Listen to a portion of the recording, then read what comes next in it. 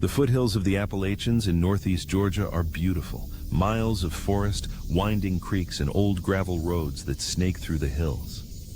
My hometown sits right at the edge of it all, but it's the kind of place where the forest feels closer than your neighbors.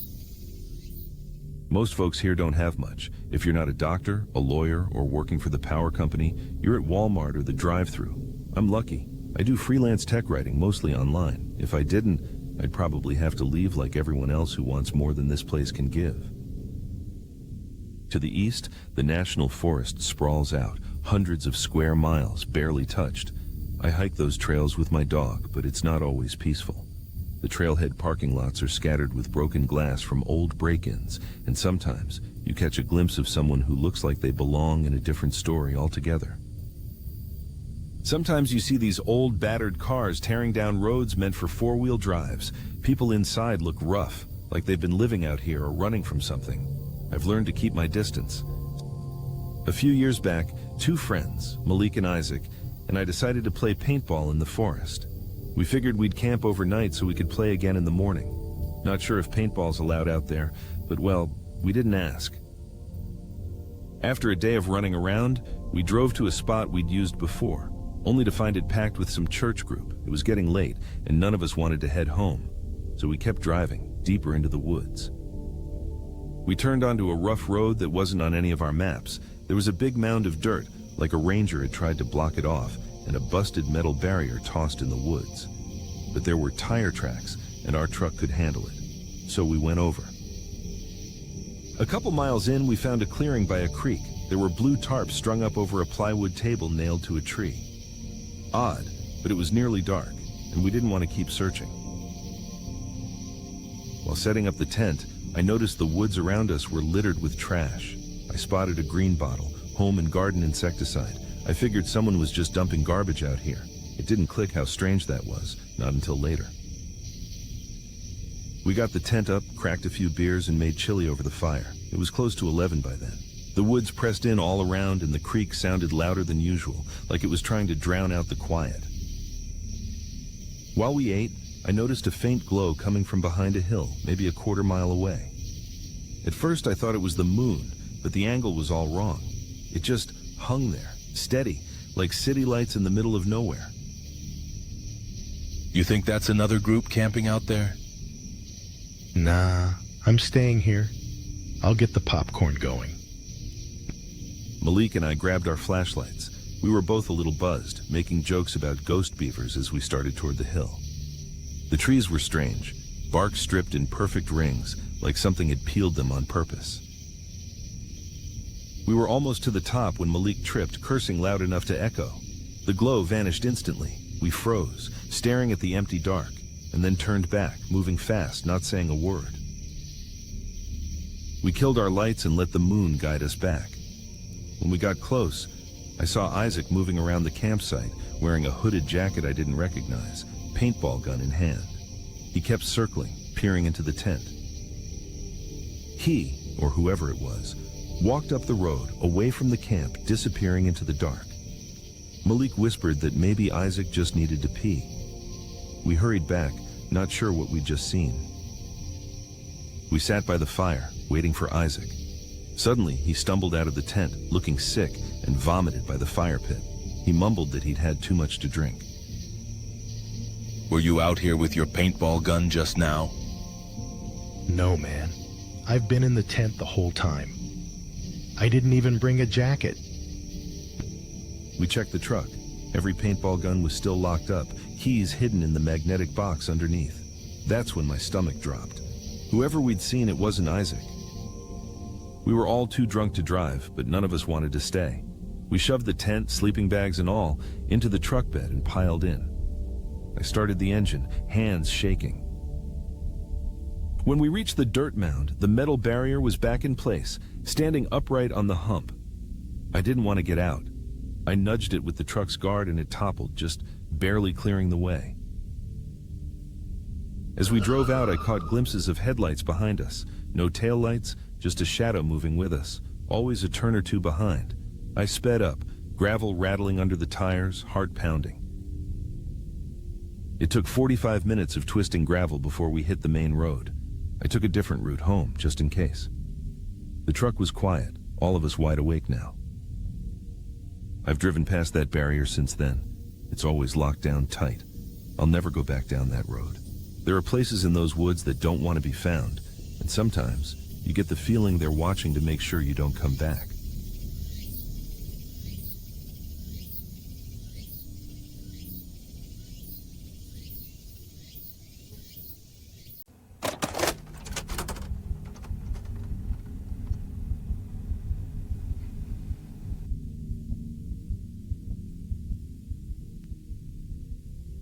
We'd only just moved into my father-in-law's cabin that fall.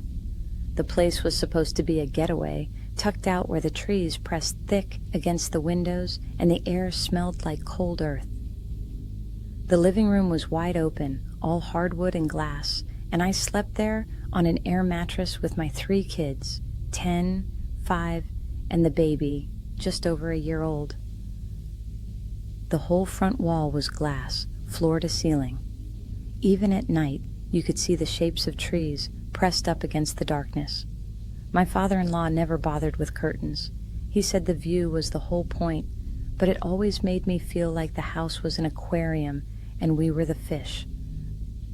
The kitchen, dining, and living room were just one big open space. There was a counter dividing the kitchen from the rest, with a bar on our side, but no stools. My father-in-law always had the couch pushed right up to it, like he was trying to block off the kitchen. At night, the only light was the blue glow from the clock on the microwave. On the back wall, 3 doors in a row, my father-in-law's room, the bathroom, and the spare room where my husband slept. He kept his bedroom door closed, always, with the TV on, and either a space heater, a window AC, or at least a fan running, depending on the weather. The rest of the house was just glass and wood and shadows. He'd started building a porch out front, but it wasn't finished yet. There were boards and tools stacked against the house, right under the windows.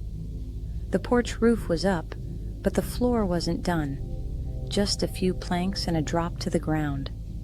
The windows were still all there, untouched, waiting for whatever renovation he'd dreamed up. That night, I woke up with the baby curled against my chest and the other 2 pressed close on either side. It was cold outside, but we were warm, all tangled up in blankets. The house was silent, except for the hum of the refrigerator and the faint buzz of the heater in the back room. I lay there, eyes open, not moving.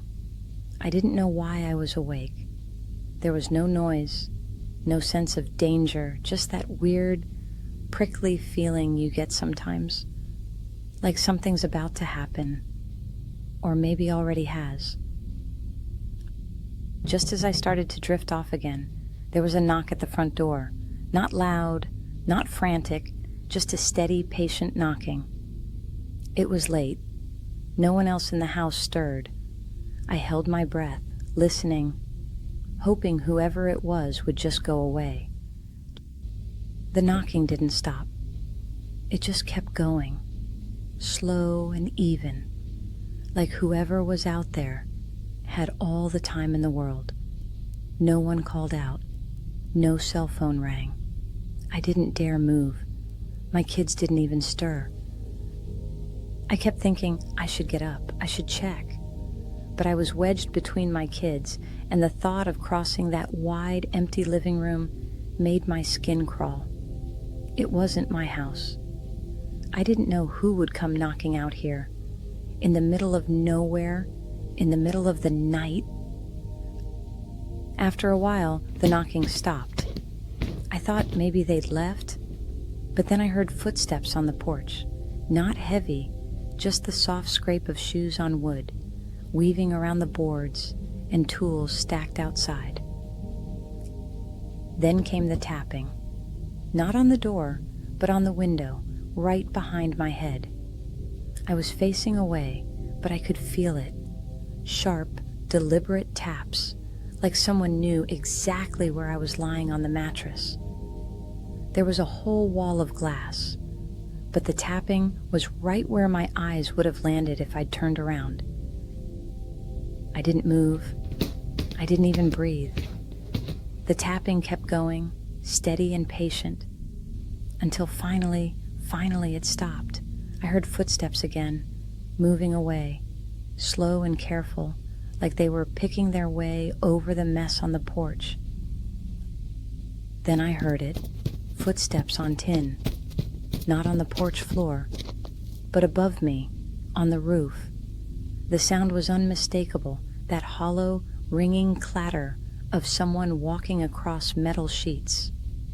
They moved all the way to the far end, toward the driveway, and then nothing.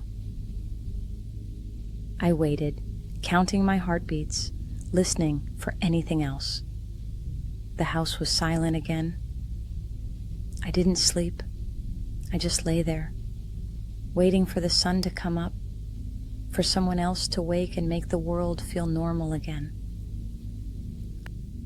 When morning finally came, I got up and checked the porch. The boards and tools were all where they'd been. The only sheets of tin were nailed up as the roof. There was nothing to walk on except the roof itself. That was when it hit me.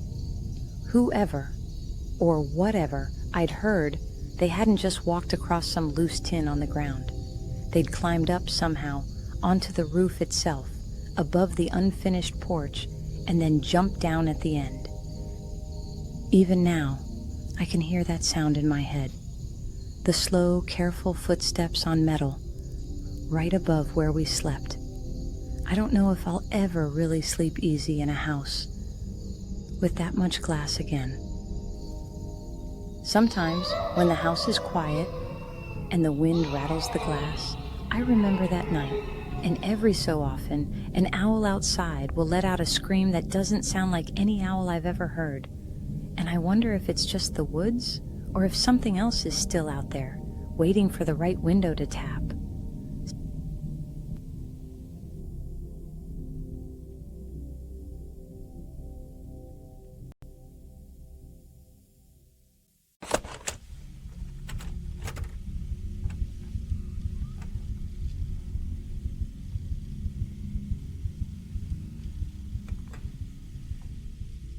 August in southern Oregon can feel like the air is pressing down on you, heavy and close. That summer, the heat stuck to everything, and by late afternoon, thunderheads were piling up over the mountains. My girlfriend was working late, so I called up my buddy Nick. We were both military cops stationed at Kingsley Field. He picked me up in his old Tacoma, and we decided to drive out to the hills, just to get away from the sticky heat in town. Southern Oregon is webbed with old logging roads, some still in use, most of them forgotten and swallowed up by brush. Nick and I made a habit of getting lost out there, finding roads we'd never seen, just driving until we hit pavement again. That day, we picked a new one, pointed the truck uphill, and let the town fall away behind us. We'd been driving for maybe an hour, winding deeper into the woods. No other cars, no hikers, not even a distant chainsaw. Just the engine and the crunch of gravel under the tires. The trees pressed in tight, branches crowding the sky. We rounded a bend and the forest just opened up. There was a meadow, perfectly flat, ringed all the way around with thick aspen groves. It looked untouched, almost staged. The sky above was darkening, the sun barely making it through the clouds. The first thing I noticed was how quiet it was. No birds, no insects, not even the wind. It was like the whole place was holding its breath. Nick cut the engine, and for a second, it felt like we were the only living things left. At the far end of the meadow, right up against the aspens, was a picnic table, but not like any I'd ever seen. It was painted this bright, almost fluorescent orange, and it looked huge, oversized, like it was made for giants. Nick drove us slowly across the grass, tires crackling over dry stalks. I felt uneasy, but curiosity got the better of me. I got out, walked over. Up close, the table was even stranger. The seats were nearly at my chest. I'd have to climb just to sit down. Nick called me back over, his voice a little shaky. He was looking into the aspens, squinting. I followed his gaze and saw a splash of color, something that didn't belong. Tucked between the trees, maybe 50 feet away, was a little one-man tent, bright blue, barely visible through the trunks. A knot twisted in my stomach. I couldn't shake the idea that someone was inside, watching us. This wasn't a campground. There weren't even roads out here, not really. If someone was camping this far off, it felt wrong. We watched the tent for a while, waiting for any sign of movement. Nothing. Nick muttered that I should call out, see if anyone answered. I hesitated, heart pounding, then yelled, "Hey! Anyone in there?" No reply. Not a sound. The silence felt thicker, like it was closing in around us. We started to back away, ready to leave, but then a thought hit us both. What if someone was hurt in there? Or worse? I didn't want to check, but I also couldn't just walk away. We argued for a minute, voices low, until Nick agreed to keep the engine running while I went to look. My legs felt stiff, every step through the aspens snapping twigs underfoot. I tried to keep my breathing steady. The tent was smaller than I thought, sagging a little, the zipper half open. When I got close, I saw backpacks scattered everywhere. 3, maybe 4 of them. No fire pit, no wood, nothing that said someone planned to stay. I peeked inside the tent. It was stuffed with backpacks and women's clothes, all jumbled together. No sleeping bag, no food, just piles of things. My skin crawled. I turned to leave, ready to tell Nick we needed to get out, right now. Suddenly, Nick started yelling from the meadow, his voice sharp, panicked.